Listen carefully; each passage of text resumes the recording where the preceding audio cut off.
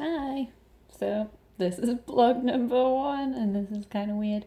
And yes, I'm doing this on the selfie camera of my phone, and I'm probably finding it really hard to not look at myself instead of looking at the camera. Am I doing my camera voice or telephone voice? Bit little. Right, so it is now Sunday, so I arrived in Canada about 10:30 on Wednesday night. So I have been here for a few days now, and if you can't already tell, the sun has been out. Oh, look at that face! Look at that face!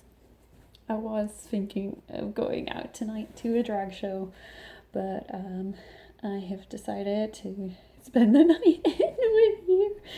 No, I'm just kind of tired, and I feel like it's a lot of effort to do. And I had put on a little bit of face, but yeah, there's loads of drag shows, and I can always go to one next week. And Queer Eye is calling my name because I really want to watch the rest of the series. Oh, I've just watched the episode 5. I think it was 5. Maybe it was episode 6. All right, yous are watching this for Canada, so yeah. So the journey over was so totally fine, like surprisingly okay. So I flew from Gatwick. I'd stayed at the lovely Jess Barnes's house. Well, incredible flat rather, ridiculously high ceilinged flat, and she saw me off, and I was like awkwardly, like as I was like kind of walking through like her hallway, like bye. And then like once I left her front door, I was like bye, and she was like, "Do you want any help with the suitcase across the gravel?" And I was just like bye. And again on the street, bye, bye, bye. It was good though. And yeah, made it at the airport totally fine. Totally accidentally overcharged myself on my train ticket because I had to get a bus and then a train. And I realized after I'd paid for like a ticket that cost like £21 that there was a button on the home screen that said directly to Gatwick for £11. So definitely screwed myself over slightly with that. But meh, it was fine. The airport was fine. Got like a little Boots meal deal. Had time to sit, drink my smoothie, send messages being like, "I'm at the airport. Not to worry. I'll be fine.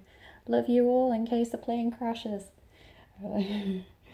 um, yeah, the flight over, I watched Paddington, and I also watched Lady Bird. I've only watched Lady Bird, and it was really nice. It was a very nice film. I felt very happy with my choices, and I napped. And then I arrived in Toronto airport, and it took ages. It took so long because I got like the border control bit, so that was where I actually got issued my visa. And that, like, I was so glad that I had like a 5 hour layover because that process took like 2 hours, 2.5 hours. Because there was a great big massive queue coming back from London, and then, yeah, and then some of the like border control officers were kind of really intimidating and looking through every single bit of everyone's papers, and, like calling people to the desk, and then like asking them to go away and find the stuff again, and then calling them back. So I was like starting to shit myself, to put it politely. And I was like, "Oh, I've got everything. I've checked through everything. I've definitely got it." And I was also the only person who, I was at the back of the queue, but I was also the only person who was sitting down because I was like, "Oh, I've got my backpack. Ugh, I don't want to stand. I know I've been on a plane for like several hours, but I just want to sit." So like I kind of started to shuffle along the queue. And then the guy that I got, who called me over to speak about my like visa and stuff was really nice and really sweet, and like asked me if I was having a good day and stuff. And yeah, he issued it no problem whatsoever, which was a relief, because then I had also started to be like, what if they don't want me? I've made it all the way here and they don't want me. But he gave me my 2-year visa, and then I went along the corridor to where there was like almost looked like these little bookcases, and that was where I got issued my SIN number, and I had to wait for that.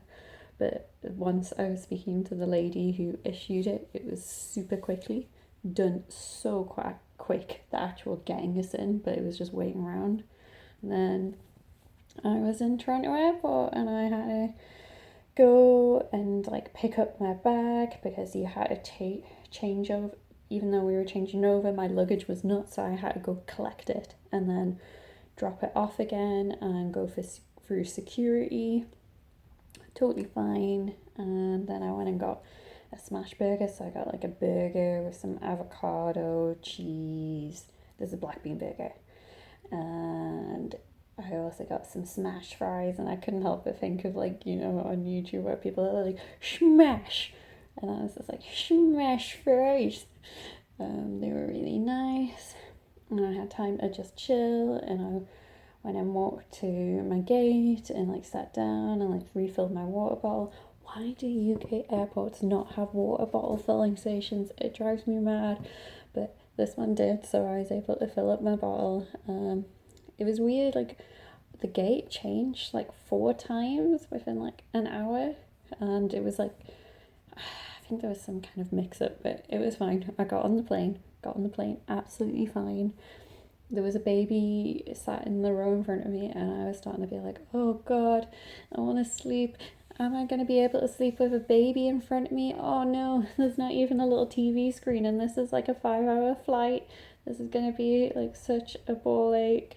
This is going to be so annoying. And it wasn't, because I fell asleep really quickly and woke up, ate my food, then fell back asleep. And yeah, I slept through most of the flight. I had like my travel pillow that I got in London. Oh, I'm so in love with this travel pillow. It is the softest, comfiest thing. And yeah, and then I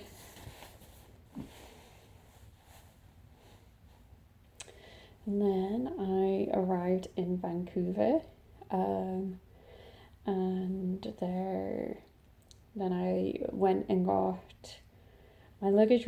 My luggage came out so fast. I think it was because I was on one of the. I had to like drop it off again, so like it was in a like connection pile. So like it was one of the first ones to come out. So I grabbed my suitcase and I was like, me, and then left, got on the Sky train, and then got a bus, and then I saw the little yellow house that I'd seen on Google Maps and on the listing on Facebook, and here I was, and it was really cute. And obviously this was nighttime now, so I got here, I think it was about midnight, and I remember Sage had messaged to say that that the entrance to our basement suite, flat apartment, was round the back. So I like went round like the little pathway, and there was a gate.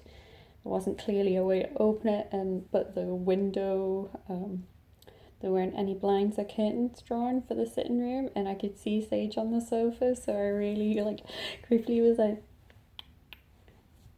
and Sage turned over, and I was like, and came and let me through, and I was like, sorry for being such a creep, please forgive me. And we just sat and talked for a while. I think we were both a bit nervous, because it was like, shit, what if the other person's like, what, it's weird, like we'd only obviously spoken aloud on the internet, so I finally met a stranger from the internet.